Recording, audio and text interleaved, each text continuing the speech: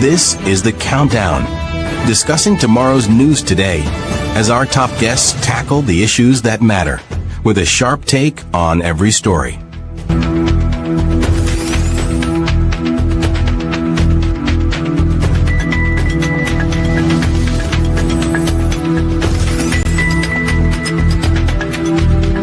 And now, here are your hosts, Andrew Weeks and Onyx Duncan. Very good morning to you and welcome to another edition of The Countdown. My name is Andrew Weeks. It is the 23rd day of March. We are here again for another production. My co-host Onyx Duncan is back with us. He has been away for a couple of mornings. He's back. He's been on assignment and he's back. Good morning. I'm still on assignment. I'm still on assignment because right now, today, we are in Kukwani for the Mashumani activities there. So, yeah, I'm still on assignment.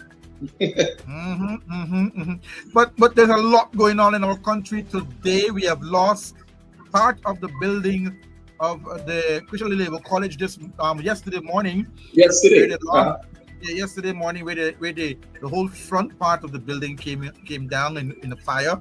The auditorium is gone. The parts of the building in front is gone. I think the back is safe, but certain parts of the building and certain classrooms have gone. We're waiting on that official report as to what really transpired there. But Richelieu will rise again. It will rise again. I want to say this, Andrew. You know, when there's a fire, you normally see those normal faces at the fire. But for a building like Christian College, those normal faces, they're there today. Priya's not there today. But you have wrote it down on the ground. And I also want to highlight this. You know, my cousin, a strong member of the People's Progressive Party, you know, had strong words yesterday. I keep saying yesterday about the Churchill Label fire.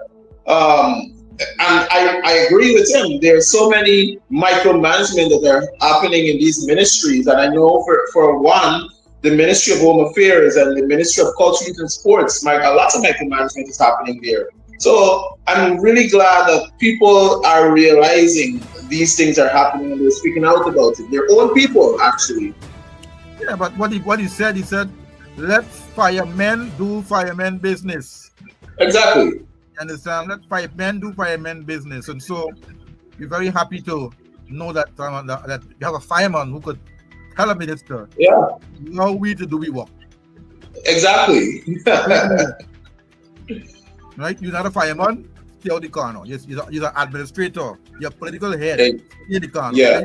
You need to deal with policies. You need to deal with, policies and getting the resources for the ministry so that we can be able to do those stuff.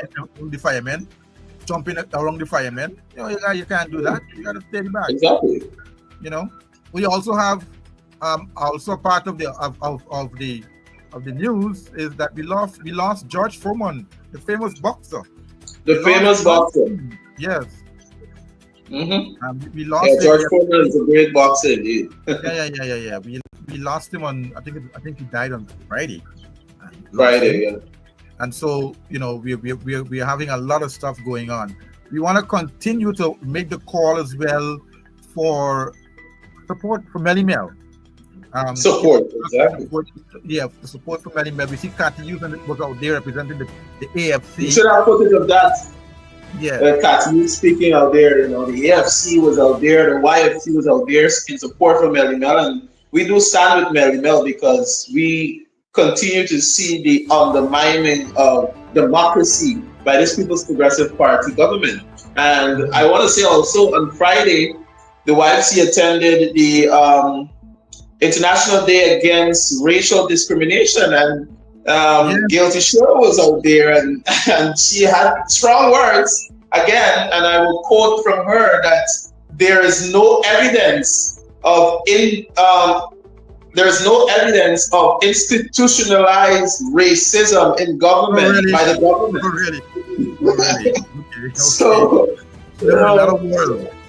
She's in another world. You live in here. And that's what I'm saying. And I told a YFC member that Frank Noble and her show, that Frank Noble and Dale Mohammed and her show Future Forward, that she is living in one Guyana and we are living in the one people, one nation, one destiny Guyana. Mhm. That's right. We also had ERC also had a conference yesterday. I think it was yesterday, right? I think it was. They had a Yesterday. conference as well, and they were talking about racial and all these different things. The And you were same there. conference she was at, the same event she spoke at. Yesterday was also on Friday was also the day to observe Down syndrome. Down syndrome as well. We had persons. World Yeah, Poetry Day also. yeah. A lot of things. Oh my gosh, a lot of things happening. And we want to let you know that you could always stay tuned to the countdown and get the information that you need. We also have in the green room, in the backstage, In the our guest backstage. for this morning, Deonarine Ramsaroop, Honorable MP. Good morning, sir. Welcome to the program. Morning, guys. Morning, and thank you very much for having me this morning here. It's going to be a long day, a very MP, beautiful it's the day. first time you're coming on the countdown. We want to welcome you to this part of the world, where we bring everything down to the numbers, the countdown. The Yes. numbers. Very good. I enjoyed the program. MP, I know you have some kind of oversight in the forestry department and also in the what do you call it, natural resources department, where a number of things have been happening with this government for the past 4 + 5 years, almost 5 years, because elections are going to be this year anyhow. Maybe tomorrow now, you never know. Just like Trinidad call all elections, they would call all elections too as well, because tomorrow, matter of fact, today, in Babu John, observing the good guy that they revered so much, Chetty Jagan. And when you go by Chetty Jagan home, it's in shackles and shambles, and they revere, the leader, the father of the nation, they call it, but they cannot give the man that is just due. But they've gone to Babu John, you understand, to raise up all kind of so-called zombies that never was and never will come to help them, because we know that this year, when the elections are called, the whole country is calling for them to go. So, Yeah. Mr. MP, give us an update on so far of what's happening in the forestry sector. What is it that Guyanese need to know this government is doing in the forestry sector of this country? We have told a lot of foreigners in the country, in the forestry department, in the interior, in the bush, cutting down our forests, taking away our lumber, and all sorts of things happening. What's going on? So, look, Andrew and Onyx, thanks a lot with what's happening. I think, look, you guys got to recall when we took government in 2015. We have really issued a lot of forest concession to our local Guyanese. We have actually brought it when Barama give up their share. It was issued to local people. And by Shanling give up, and we actually put them under pressure because they were not doing what they're supposed to be doing.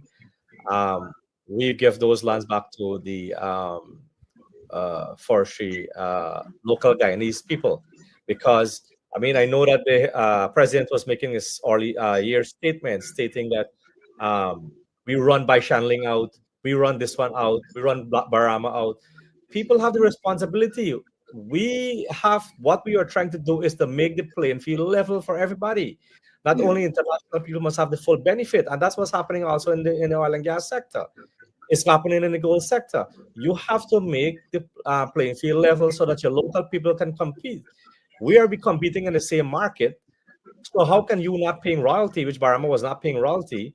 You understand me? How is it that you begin competing in the same market? Because their cost is going to be less, obviously. So these are some of the things that we have to correct. And when we try to install back them to pay to make the playing field level by them to install to repay royalty on the forest produce, they didn't want to do that. You understand me? So and then they said, and then now they're going to say that we close down these these companies. We didn't close down the companies. Companies have their choice. You understand me? They had a choice to make. You have to know if you want to operate, you don't want to operate. And we work with every single body. We understand the problem with by channeling, which they're both saying about. It was their company. They gave them a whole breach a lot of policies and laws to give them what they were getting. You understand? So it's going to happen. We were trying to correct it, the problems that they were creating for the sector. And when we took over the sector in 2015, it was almost bankrupt there. Yeah. We drew over $1.6 billion from the coffers of GFC and put it to several other agencies. The only money that was recalled from that was the one that Plico paid back. Other than that, the rest, we don't even know where they're gone. I mean, we know where they're gone, but we couldn't even recover from them. We haven't got no profit from it because part of the law is the forestry you can invest the money based on board decisions. But in that case, when Anand Gulsaran did that other thing, it shows clearly that there were instructions from the minister then of natural resources, who directed the Forestry Commission where to put the money, how much money to be come out from the forestry coffers. And I see these guys barefacedly going to Parliament and making press conference that the AP and AFC bankrupt the Forestry Commission. They're the one who put it in the state. They had only $200 million to overdraft in an account. That is what we receive. And we leave that money there to try to get some maturity out of it. You understand me? So when they're coming and talking about the forestry sector, oh, they're bringing and making it great again. Forestry, they're the one who destroyed it in the first place. And that's a sector it cannot be rectified overnight. You have to spend the resources now that they got the oil money to be put it some into this. That's one of the sector that can become sustainable for this country. This is one of the sector that you have to make sustainable. Fortunately, now they're earning carbon credits money now, but nothing is going to the GFC. The staff is not even paid. They said we didn't pay staff; they had to pay backup bills and so on. They're the one who put the bills there. Because if we receive a commission that didn't only have $200 million in overdraft and I think they had over $90 million in overdraft checks and $200 million in a fixed deposit. You know what I mean? You see the difference?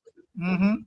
And they were taking overdraft, and we had to be paying overdraft plus all the bills of electricity and waters, what they were saying back it up. They're the one who put it there. They were running it for the last 23 years. So how is it one government can come create all this mess within a space of less than 4 years? I would say 3 years, because after the no confidence motion, we actually only had 3 years to function. And mind you me, the ministers Raphael never instruct the board what to do. Never. The forestry uses one run its own operation. And importantly, guys, we never fired nobody from the Forestry Commission. So those persons who are managing the 23 years were the same person who were in there for the last 4 years when we took over that commission.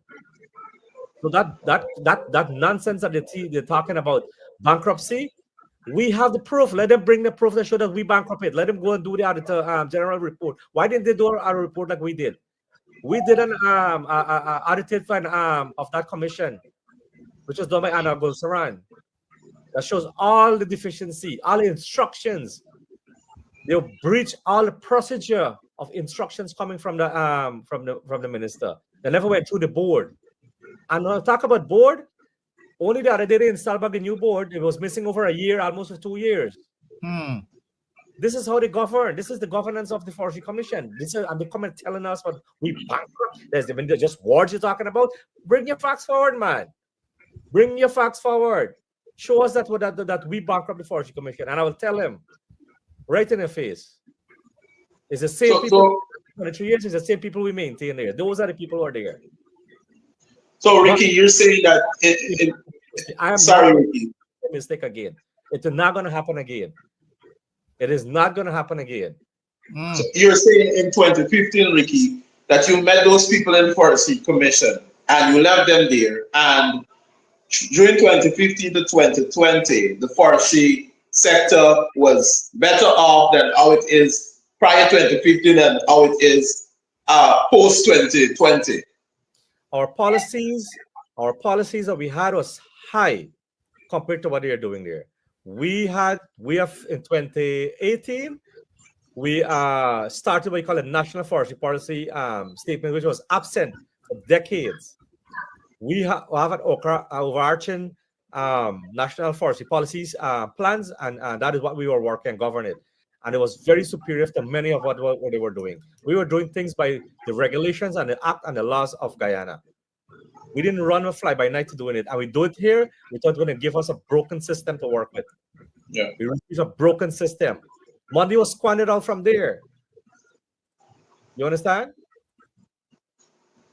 But we had this blight of a country, of a man in our party that believed that he can make a decision and saying that he's going to bring down the government. There's blight and going to in the mouth all over the place. There's anything for the country. What is happening to Guyana poor people? He is the one to blame. And y'all know who I'm talking about. Yeah, definitely. Judas for Christmas. Yeah. Yeah. Ricky, I realized that we had a visitor in the country recently.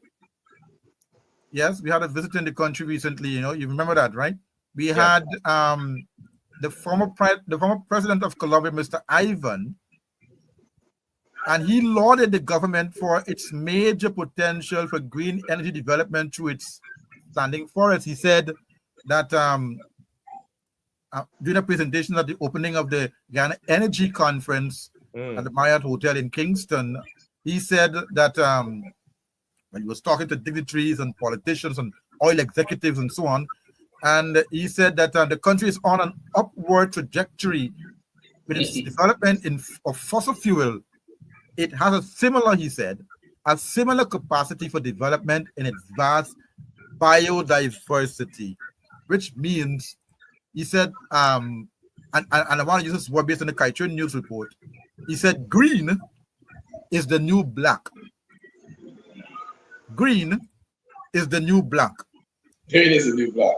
So, right? Which means that, green is the new black. What would be your takeaway from his presentation?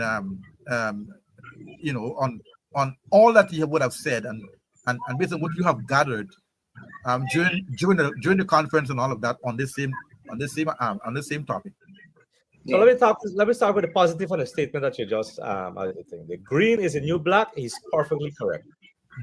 Green is a new, listen to me. I'm not saying that is happening. I'm saying what he said is happening. Green is black, meaning that is where the energy has to be going. The other one is saying the biodiversity. Yes. The biodiversity, indeed we are rich in biodiversity, and there's no doubt about it.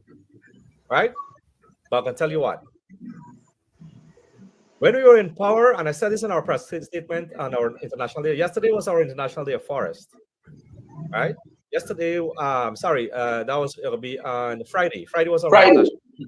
Yeah, Friday is our International Day of Forest, under the theme Forest and Food, because forests contribute a lot to our people, and we got over 13% of our land, which is owned by the Armenian people that depends on that for their livelihood, right?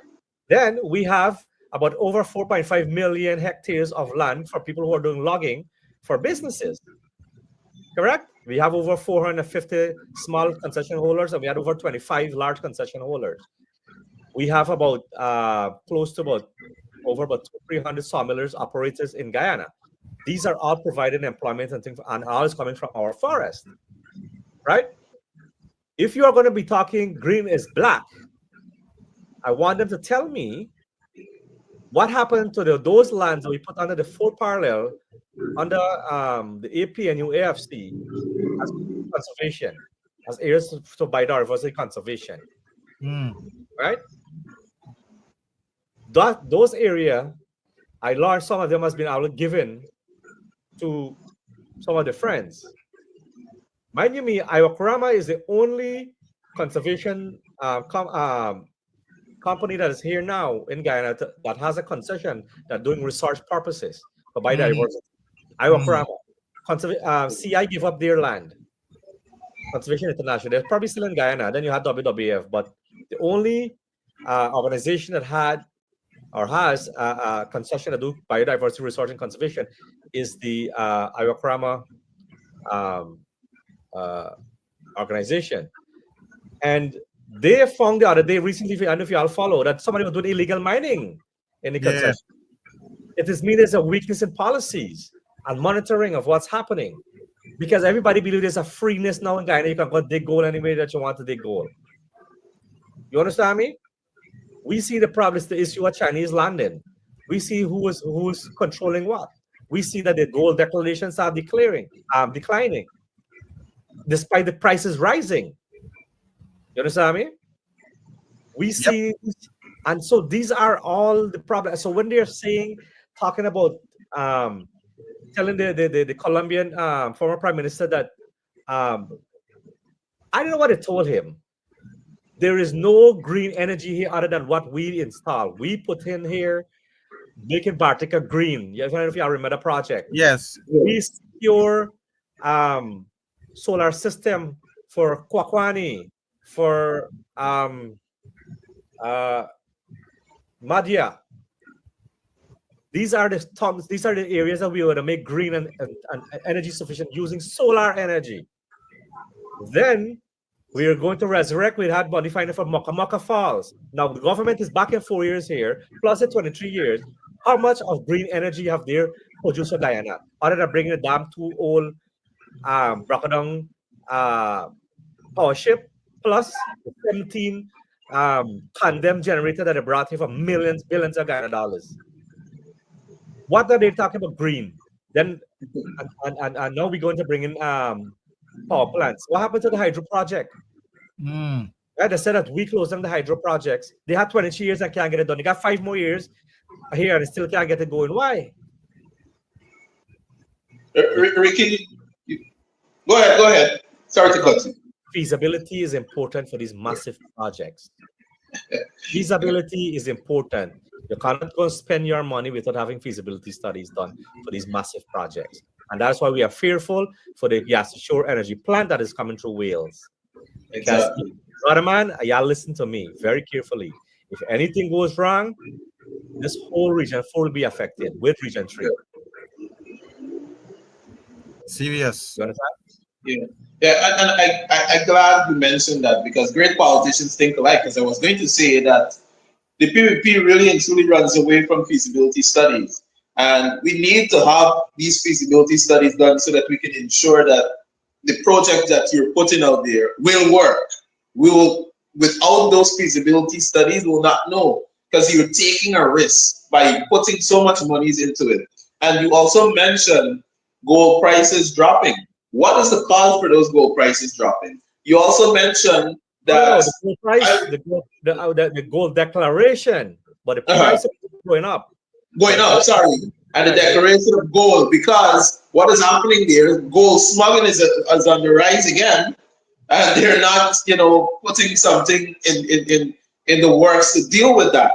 And also, you mentioned that Kokwani was to be one of those places that they're going to go green, and we're in Kokwani right now, and the power plant that was delivered to Kokwani by the APN AFC coalition is not, it's not working anymore, I should say, and they're not doing anything about it. So there's no surprise for us because we at our Friday press conference, during just before halfway of our press conference, we had blackout. Yeah. Right? But we had blackout. I mean, these are the things they wanted to they invest all this money into these power ships and to these generator that they bought. And when people advises them about the generator, they want to blame us. We literally run this country for 3 years, brother man. 3 years. The rest we had to do take care of government. We had to do it, right? You had ample. You had the most. You have 10 times more the resources that we had in that 3 years, and this is what you're doing. Roads. If more, I understand, but you have to put brand new generators. You got to get competent people to run these systems. You can't get an accountant to run GPL. No. You understand me? You got to get the engineer. And we had a good guy from Jamaica. I can't remember his name. You understand? So we talk about energy. Let me tell y'all something. We have in Guyana here one of the most best country in the world. We have a ton of natural resources. I can boast anywhere in the world about this. Anywhere I can boast about the resources that we got for Guyana. We got a beautiful country. All we got is a messed up politician. Messed up Corrupt. politician we have. So corrupt to the maximum that they can't even know their head from the foot. We got companies that are getting billions of dollars, hundreds of millions of dollars. You call them ghost companies. Yeah. Ghost companies, their project ain't start yet. And they got a whole abundance of the money that they receive first to run this project. Yeah. And these guys have got the guts and glory to speak about we are managing the country good. We're making Guyana better. You got close to 50% of the people on the poverty level, and you're still boasting. You're boasting about the fastest growing economy, and your people is below 50% under poverty. What are you measuring? Where is the census that they do? This whole governance system in Guyana here is, despite the former prime minister says it is a trajectory. Maybe the country is in trajectory, but the people still remains below. There's a difference between the country and the people that living in the country, which is a human resource or human capital. Yep. Ricky, is there a subcommittee in the Parliament on forestry and biodiversity have they met to discuss anything on that matter? Thank you very much for bringing that one up. So when we talk about governance now, which is the highest office in the country, which is Parliament, we in the first 2 years we took about 2 years before we could have we took about a year to start that committee, the Forestry Resources of Natural Resources Sectorial Committee. Right, I am a member of that committee. That they never had, the government was chairing it. They had no meeting. We took over the chairmanship of it, and every statutory date we had a meetings. We had them as probably, because remember the quorum is determining. The opposition has one. I think once you have 4 members, you can have a quorum, whether opposition or government. So we just always be there, including our chairman. So we have held as many meetings as possible. When we call for companies to come and scrutinize in that Parliament, they are being protected by the government, coming and saying what conflict of interest, and that we want to protect the company. You have to. Parliament is there to scrutinize company to ensure that they abide by the rules and regulations of the country. We have to also talk with companies and ensure that the government is treating them in a fair manner. When the logging company came to Parliament, they applied for the land survey for piece of land, how much years to set up a sawmilling, and they could have not get that piece of land. And they brought it to us and committee and asked us for help. So we have write the minister, Vikram Bharat, and says, look, the company has there, they want to do value added. This is what the government is proposing. Can you help the people to get a piece of land and set up the thing? And that is part of what you do. You don't have to scrutinize or victimize a company. We are there to help also. We can propose different measures. We can make recommendations where necessary. And that is what we do as a sector. And from now, so as soon as we term ended, I think it was last year, June or July, from then to now, no meeting again. And this is now chaired by the government again. So you're saying that the government has stymied their the meetings of the sectoral committee on forestry and natural resources. They don't come, they don't show up, even though they're the chair. They don't call a meeting, boy. They don't call a meeting to say, okay, let us go and have this meeting. I mentioned it in my budget speech in Parliament. The minister says that, okay, it's soon to come. You understand me? But then soon to come, and it's come elections on a year, the time the term is going to come into an end. The current chair right now is who? Is the Minister of Natural Resources, Vikram Bharat. Vikram Bharat. Yeah. Right. So we are calling, we're calling on him to, to many occasions. So, come and let us get the meeting going so that we can talk with the companies, see what's going on. You know what I mean? Ensure that the oil companies them are abide by our rules and regulations. Ensure that the gaseous energy projects are target. We wanted to see the financial management plan. The sixth project I think is coming online. The EEPA is going to do their meetings across the Guyana. But we wanted to see where's the what you call it, the management development plan, the field development plan, right? We are not seeing anything from that. So those are things that we want to bring the companies into parliament and say, okay, can you show us these things? We want to scrutinize it. We want to ensure that it's compliant with our rules and regulation in Guyana.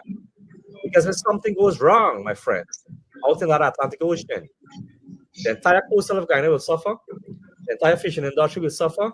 The entire biodiversity in the ocean, which is richer than the one on top, going to be suffering. The people who live in our coastal our countries, depending on tourism for the thing, will suffer, and we have nothing in from that. We're gonna be losing billions of dollars, and it could put our countries at debt because you know what? We don't have what you call a parent company guarantee. Hey, Ricky, I want to ask how much money was allotted in the budget, 2025 budget, to the Forestry Commission? The Forestry Commission is a semi-autonomous agency. They don't have budget. The budget they have to generate their own finance. What government can do is to put support, which I asked them to do of all my budget speech because the Forestry Commission is a very, very important sector in the country. It has to manage 85% of our land is forest. We have a big responsibility. If you're going to talk green, the Forestry Commission is one of the most important agencies they got in Guyana when it comes to green energy or green in Guyana.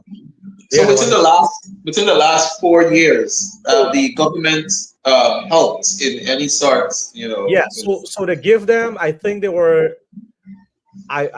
They give them about $300 million dollars. That was to help them do some monitoring and management. That was in 2023, I think, 2023. Okay. I didn't see anything this year for that. I think there was money only for they're doing a replanting project. Last year they put $300 million to it, and this year they put another $300 million. I think David did a very good job at questioning if it's the same area that they're doing replanting. And I told them in my point, you can do replanting, but it's pretty expensive. Yeah. What you do is to focus on urban forestry, which is, I think, I saw Robert Prasad, who I think is the chairman for the protected areas, starting from $600 million to do urban tree plant. I think it's about 50,000. Friday, I think. Yeah, and I think that's a very good initiative. You understand me? To replant the minute area is also a good plan, but it's pretty expensive. It's not an easy. We can remember these soils are dead soils. You understand me? You have to fertilize those soils.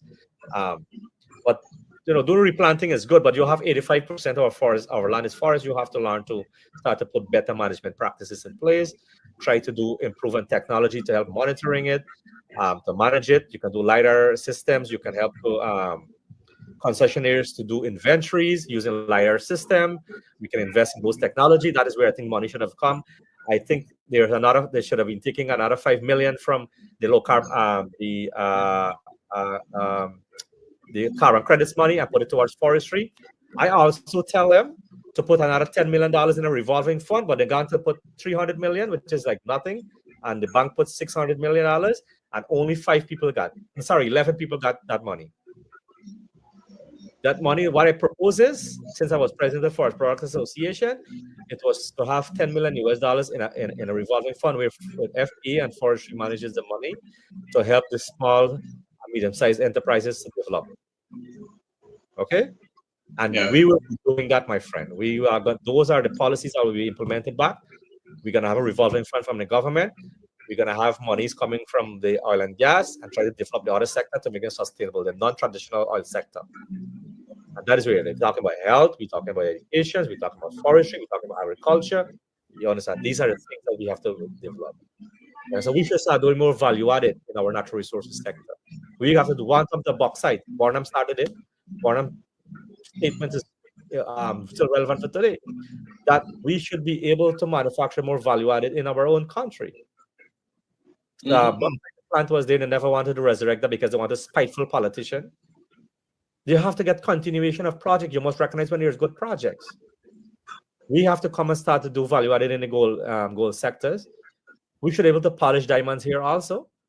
We should be able to put more, try to get our energy costs as low as possible. Especially in the Gashashore plant, we're going to be 50% reduction. Highly impossible. David and I do some good calculation. David, excellent on this. And we wanted to know how they come to 50% of the calculations. I wanna, Ricky, I wanna, drive home the point again from this former president of Colombia. I want to publicly hear what he said in his presentation about our forestry. Yeah, he said here it is, and it's quoting from Kaicho News. Sure. He said, you hear me? Yeah. He said here that when you have 90% of a country in forests, when you are doubling its protected areas, when you have all the municipalities of the multiplicity of species, you are also a country that is sinking carbon for around 20 billion tons. Then the question is, $1 invested in Guyana is much greener dollar than invested somewhere else. That is competitiveness. So our forest, man, it's big. As I told you, I agree with one point in the statement. Our forest, I said 85%, he said 90%. All right, that's okay. The point is that our majority of our land is covered with natural forest. What I don't agree with is that when you're saying that our protected areas are double, I want them to show me that. We are the one who put the area below the food parallel as protected areas. We, with the AP and UAFC, did that. They have done nothing, and I think they removed some of those areas already that was under the protection. So where biodiversity double anyway? Where? You understand? What are the protected areas they have other than Ayakrama? What happened to the Conservation International concession? And World Wildlife Fund gone. I know I stray away a little, but I want to talk about that gas, the energy project. What that they're pushing down our throat, and I know it's going to come real fast during this election period. What's your take on that? And is it another mile for us? I speak about this several times. I think I briefly mentioned it in Parliament. I'm not too sure. Yeah. But repeatedly we say it in many programs that we are fearful that the Gashashore plant can end up like the Skellen sugar factory, because they have not done any feasibility study for that project. If you notice, the company that was doing the foundations is been taking them to court because that area, Andrew and Onyx, we know that area is Pegas. The soil type there is Pegas land. That's what the sugarcane was planted on. And that was the first testing that you had to be doing, the soil, the stability. And it is on the bank of the river. And you notice at the bank of the river, you know what happens at the bank of the river, right?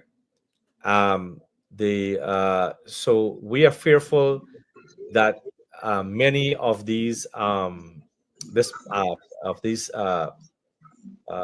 that you're talking about, especially the Gashashore energy plant, a project is going to be one as another white elephant.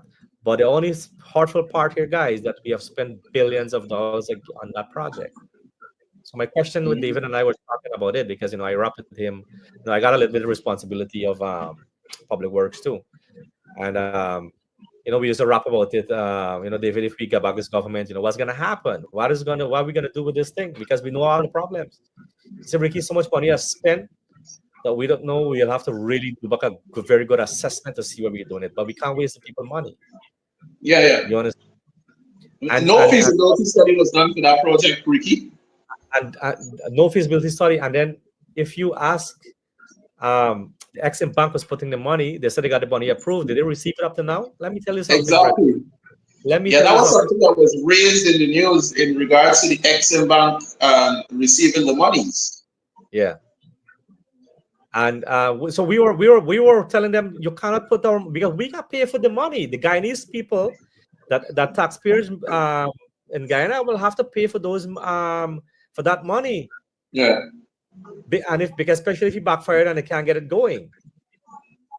You understand? So it is very troubling, guys, that we are fearful that that might end up another scale then, because you remember their legacy.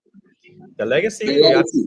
we had a lot of white people, we had a skull and sugar factory, we had a specialty hospital, we had a fiber optic cable, we had Mile Falls. project, we had there's one more, there was another major one that really wasted a lot of money.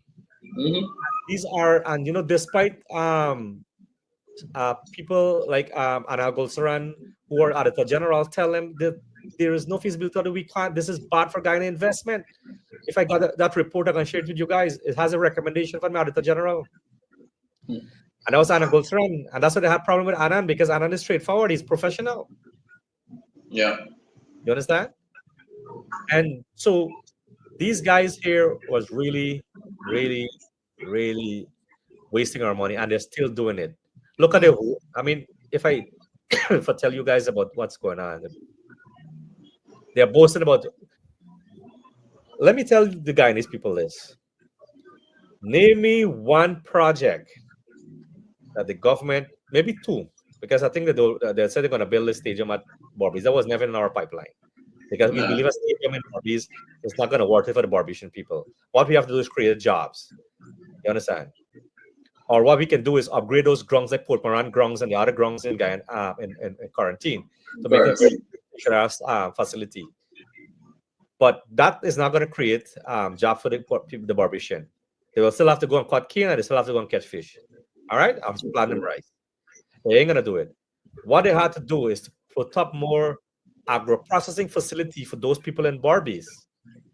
They have to start teach them and invest money into cash crops and the other projects, the 5 Ps program that we were doing to diversify the agriculture sector.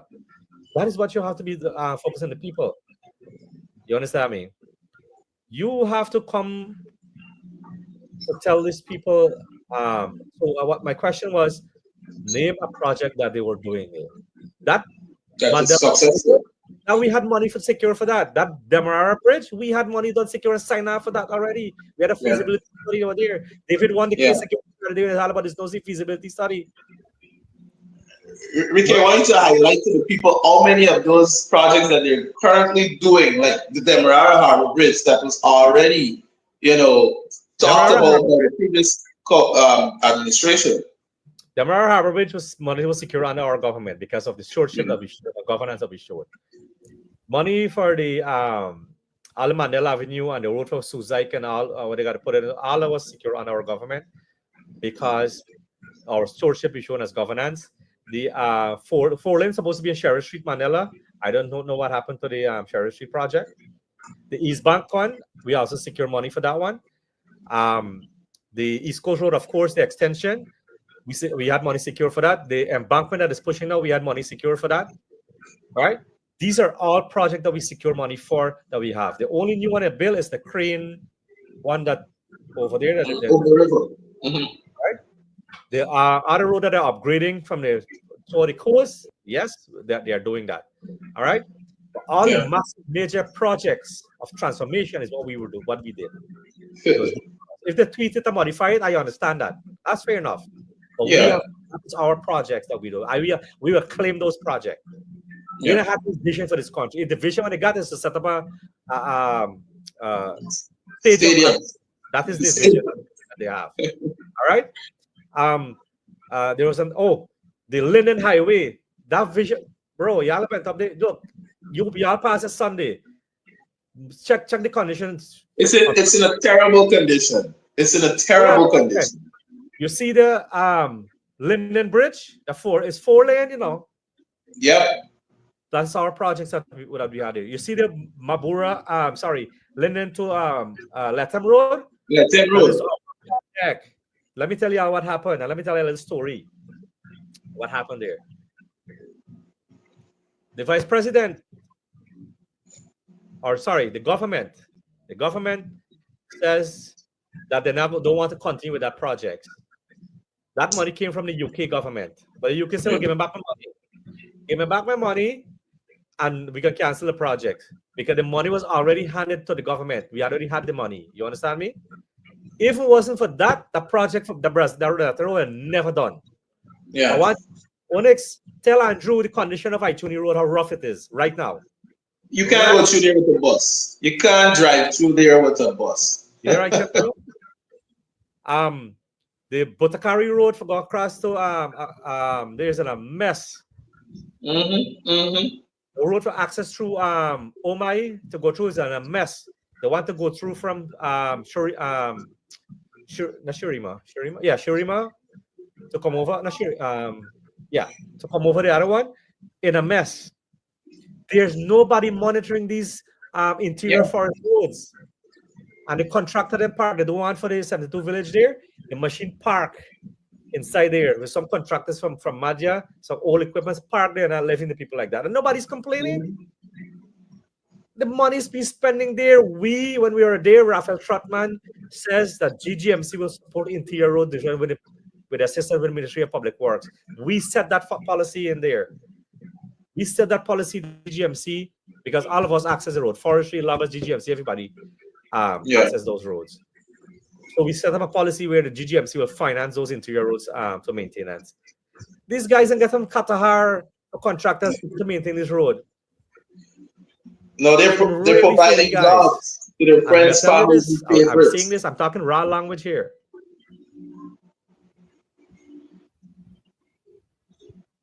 Yeah, Ricky, we're losing you. That we're going to be holding some of these guys here very comfortable. I guess we're losing Ricky. We're losing some signal from Ricky. Hello? Go ahead, Ricky. We're back now, Ricky. Right, yeah. So I'm telling you guys that we are going to be holding a lot of these contractors accountable for the quality of work that they have done. They will have to tell us where the money is spent. You understand me? We'll be looking back at the project documents, the bidding documents, and we're going to be comparing, and we're going to have what you call auditing done, or quality auditing done, quality assurance in all of these projects. So they believe they get away with murder, and I want to know which country they can run. They can't go to the US because Uncle Donald waiting for them. Yeah. Just to talk about projects and the quality of work, we talk about all the roads leading to, to Pokwani and Chuni Road and all of that. And the Heroes Highway is one such project, and it's already a failed project. It's not even 2 years. Man, I'm telling you, I'm so disappointed with that project. Them guys rush this thing and dig. Those areas there were cane field, bro. Yeah. Proper foundations. Exactly. You got testing. When I told Edgil in Parliament that if you remember not back road, they wanted Cemetery Road. Okay, yes. When he said the spirit there are running the walkers away, I asked him the question during the budget if he done what you call an ESIA on the road, right? Project. If he did done an ESIA, then he would know that the burial ground was there. It is not good for health conditions. They would know how to combat it, and the recommendation would have come out from that report, right? He said that I don't know what I'm talking about. Every major road project that you're going to go through to push roads, especially the one that continue from Bosby Dam to go down to there, you're going to push trees and you have to do feasibility study. You have to do an ESIA. You have to know the ecosystem you are going to be destroying. You have to know if it is what is there any any site that's in place that you put up to some old burial ground or something. Again, you don't even know. Yeah. So you have to do feasibility studies. So when you do those feasibility studies, the ESIA, it just comes out into action. And then the most important of an ESIA is a social impact assessment, the social component of it. Yeah. And you're missing these things. Every project massive that's going through Guyana should have an ESIA done. Should have an ESIA done. And that's what we're going to expand. I told you some of my responsibility is EPA. These are some of the things I will implement, man. We have to put things properly in our country. We have staff. You want more staff? We can hire more staff. Train your staff. Yeah. We are doing it in the proper way, and we're doing proper governance and ensure that we can be state of the art.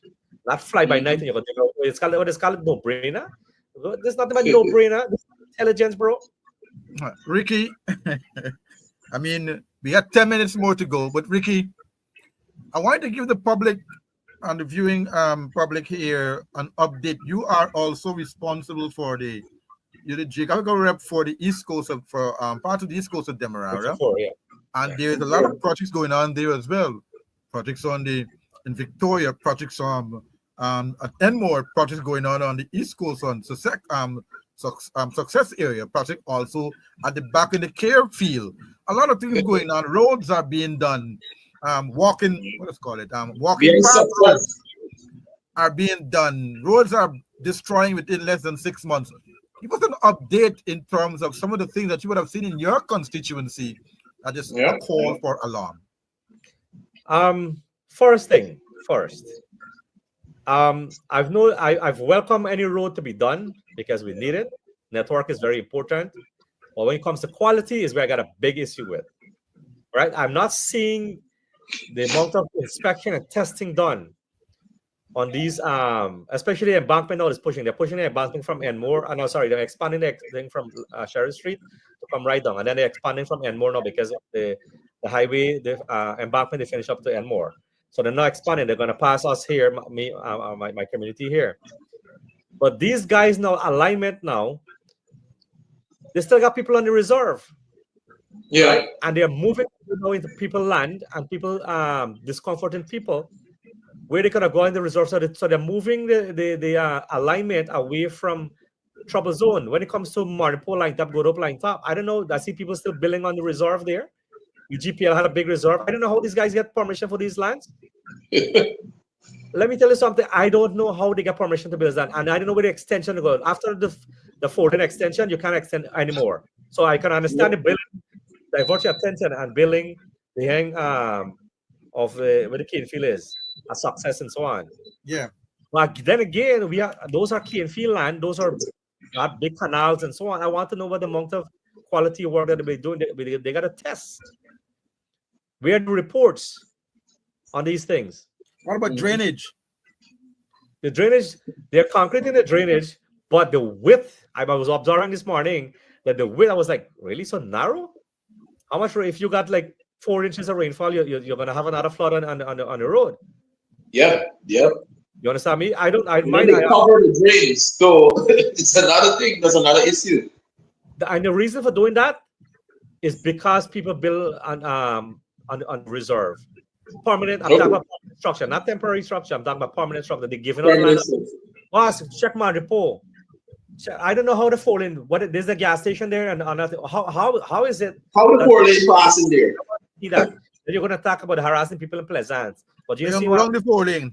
And Good Hope. They're going to go wrong they're going to go wrong there. They're going to go wrong the gas station. They're going to go around the gas. They can go around the gas station, roundabout gas station. These things are ridiculous. I mean, if you're going to be doing proper projects, let me tell you something. Is the APNU AFC under leadership of David Granger, but David Patterson in the David Patterson. that saved that East Coast Highway. You see the quality of the work? That is our quality. Imagine the road reform. That is our quality. We have to call them back.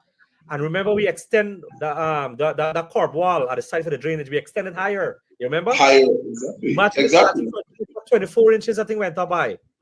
They have to break back the curb wall and rejoin back, I think, 24 inches and build a proper highway. Today, you see that? The only thing that is collapsing is those bridge. Because it was a pool, that's the engineering fault. They had a problem with the bridge design. So we're in trouble. What are your takes now on the elections coming up? We got 5 minutes more to go. Oh, guys, thanks. So allow me in the countdown. I'm disappointed with GCOM. I'm so disappointed with GCOM. We had how much years, 100 million we give them every year to rectify problems at GCOM, right? And the legal officer at GCOM did the right thing. You know, so if you're going to run an election, you have to get a clean list to run it. Yep. You understand me? And we talk about biometrics, all the agencies that they were boasting about. Everybody see that we were trying to rigging elections. We tried to rig. There's anything about trying to rig an election. They did not want us to see they were rigging the elections because they couldn't account for the recount in the recount. They couldn't account for the 49 ballot boxes on the East Coast. They couldn't account for that with all the thing inside. But when we had a meeting with GCOM, the chairman is going to talk to them. Man, look, I don't want to be disrespectful here. You understand me? Oh, nobody never instructed me to go and do the biometrics. What's your purpose as a commissioner? What are we paying you for? Is to come up with recommendations to better your system. To better the system. That is what you're getting paid for, madam. Exactly. You're getting paid for what better this commission. I'm so pissed about it, man. You are getting paid. You're getting paid to make recommendations to better the system, electoral system, to put confidence in people like me and Onyx and yourself, Andrew, who are younger voters to have confidence in a system. You don't wait an instruction from commissioner. You are the chairman of GCOM. You tell him I'm proposing to do biometrics, that you must table this here. And the commissioner will direct you what to do. You have to come with proposal as a chairman and says, I have this here. This is the recommendation coming from the European Union and the rest of the observers. And look, guys, can we take this one on board here? Let us build the confidence of the people of Guyana. Let us build the confidence of the younger vote that's going to come in. How do you do it? Waiting on an instruction from somebody to write you and tell you? When I asked her the question, why didn't you start the biometrics process? Oh, we were waiting. Nobody didn't bring it to us. Only last year, June or July. Something around there, she put that it was tabled here by the commissioner. I can't remember who was it. That's crap. Commissioner Vince Alexander was talking this from day one, but they are refusing to listen. You understand? To listen. So, exactly. So we are still calling from that. I don't know what's going to happen, Andrew, but they can do it. We have time. We can do it. Well, if they could do it in the cash grant in a couple of weeks, they can do it. It wasn't a couple of weeks because a lot of people didn't receive the cash grant as yet. So, if we could talk about cash grant, that'll be another program. But this electoral system here, it is very important for us. To understand that the biometrics at polling place is a very important thing. And we had a consultant in Jamaica, which was brought in by IRI, the International Republican Institute, where PVP and AFC and PNC and everybody was sitting, WPA was sitting there with the private sector. And we agreed. And when the consultant brought it from Jamaica to explain how long it will take, how much money it will cost, because Jamaica did it. Jamaica did it. You understand me? And the consultant says you're going to take less than less than $2 million US, and you can take less than 6 months to do, because we already got a lot of information here already. We have a lot of information. You understand? I don't understand why they're coming about. It's a lot of things we gotta do. We are ready. The AP and UFC says in Parliament we are ready to support the legislative change that is needed. And when you mean the ID card that we have is never in the legislation. It was a policy by GCOM, so she can make a policy for biometrics, just like we did for the ID card as a requirement. It is not in the law to show your ID card as a requirement, Check it. It is not by law. One final question, Ricky. I think this might close off us here at the countdown. Security. I know you spoke about security on our press conference on Friday, and I think it's supposed to be an optimum priority in our country today, because we already know what is happening with the Maduro regime there in Venezuela. What is your take on what is happening? Andrew, I'm Andrew. Onyx, look, sorry. The security, all I can say is that we need, the government need to have that Foreign Relations Commission enforced. And that is where we're going to have all the discussion. Not calling you when you get problems and you can't solve it. You're going to call the opposition to join with you. I refuse to go there. You understand me? Start the first process you have to do is to establish the commission. Do the commission, and then we're going to stop. And that is where we're making it official. And when we start to do like that, a lot of Venezuela know that we are serious. And that matter should be solved. at the court, ICG. That is my take on it. But they're the one who started nonsense, because when we were telling them about the Venezuela since 2020, and that they got cause, and in Parliament at 2021, I told them about transnational crime. Now they're talking about transnational crime in 2025. Shame on them. Shame on them.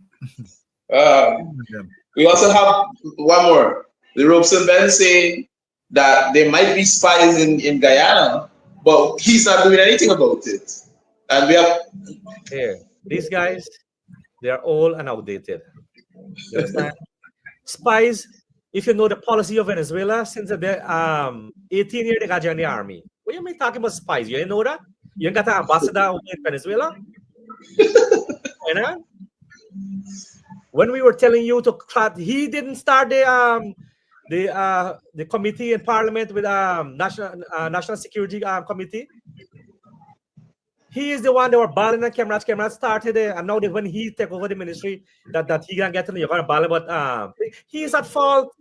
He's at fault of all this what's happening, because he should have started the committee there, and we're gonna bring in these people and know what policies are in place, and we could have helped them at Parliament. We're gonna help them in the Parliament, and help them in the commission. You're gonna want to go a joint meeting with those to pitch a story.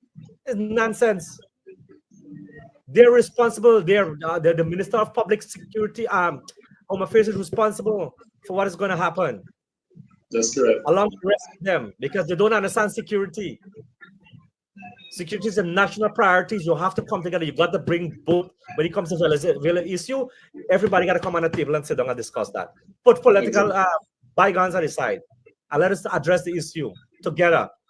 And you got to do that. You got to put the proper thing in place. Start the Parliamentary Security Committee and start the commission. Establish the commission. That's two major things for you. You understand me? When you put in the one in Parliament, we can call the GDF here to come to Parliament and say, let us see your policies. We can give you some recommendations. Can you focus here? You understand me? We have people who deal in our party that deals with Venezuela issue since from Barnum days. Austin, Ronald Austin, yes. Ronald Austin. Senior and junior. Both of them. Senior and junior. No, sharp boss. Carl Greenwich is a very one guy that I admire. But before you jump away, Ricky, there is, I want to bring this up for you because it's very important that we make our presence felt. But this is coming up very soon. Yeah. On the 28th of March. Next Friday. This Friday. On the Venezuela border by the Center for International Border Studies with Professor Mark Corton at the Hodgmanson's Lodge Hotel there. I know a lot of persons are going to come out. These are the guests. We got Carl Greenwich there, Ralph from Quran, a professor from Brazil. We have former Ambassador Cheryl Miles. We have Raed in Sonali, and we have this university final year students, Mr. Denny, who's going to be a part of the panel. This is going to be a good opportunity for us to come out and hear what is on the cards there. So, you know, we're going to look out for that. Also, we want to let the public know that we are going to be, today we are in Kokwani, and these are some of the proposals that we have on the screen that we're asking the Kokwanians to come out and know that the AFC, as the next government, will ensure that you in Kokwani get the needs, get everything that you need in terms of, you know, a better life. A better life. Yeah. We have things on empowerment and education, create jobs for them, modernizing the infrastructure, reliable utilities for all, because Kokwani is having regular blackouts now. Elevating healthcare services, strengthening community and security, and all of that. That is what the AFC going to do. Ricky, before you go, I want to get your thoughts.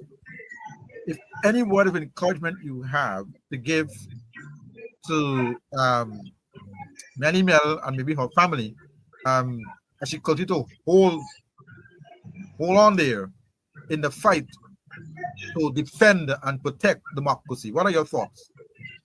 Look, I know she is a very plain-spoken person.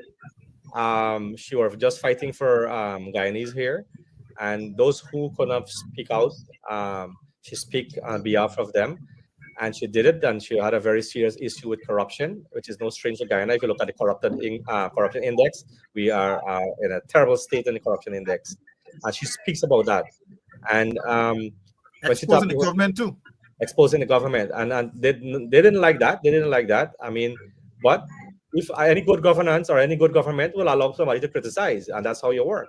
But because of they were operating, I think they lost control in the last 4 years as to the system in Guyana, because the corruption was way out of control, way out of hand. So my encouragement, she got to stay strong, the family to stay strong. She were doing what is on the best for Guyanese people there, and a lot of her information came from the Guyanese people that she got. A lot of the information, but whatever difficulties she's going through is going to overcome. She has to stay strong. I don't understand. I know that there's some legal. The lawyer's going to deal with the legal aspect of it, and I hope, because we don't go after people like that. We never, in our 5 years, we never went down and hunt down people and tell people about it. What we did, we put a policy in place where you cannot put people in derogatory remarks that they're doing now. You have social media commentators go on social media and tell you anything they want to tell you. But that's why we put those things in place. You understand me? Everybody believes that they can run in front of TV square and believe that that's it. You understand me? So that's some of the things, Andrew. I will just encourage her and her family to stay strong. And that we are hoping that we can get a resolution to whatever difficulties she got.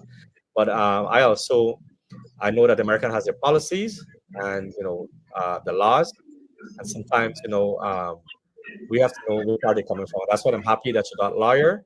I'm happy that many Guyanese are supporting us, including myself, and supporting her and give her encouragement to stay strong. And I know she was trying to do what's best for Guyana. Thank you. Thank you for being on the countdown this Sunday, Ricky. You're on mute, Andrew. You're talking on mute. Ricky, thank you very much for being a part of the program this morning. I know that you have a lot of work to do. We are preparing for elections that we will win.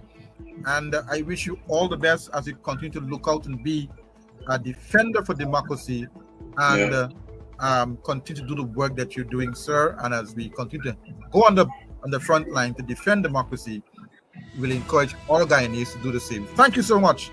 Thank you, guys. Bye. Have a great rest of your Sunday, guys. Thank you so much, Onyx. That's our program for this morning. We're going to see you right back here again next Sunday for another edition of The Countdown. Goodbye and stay safe.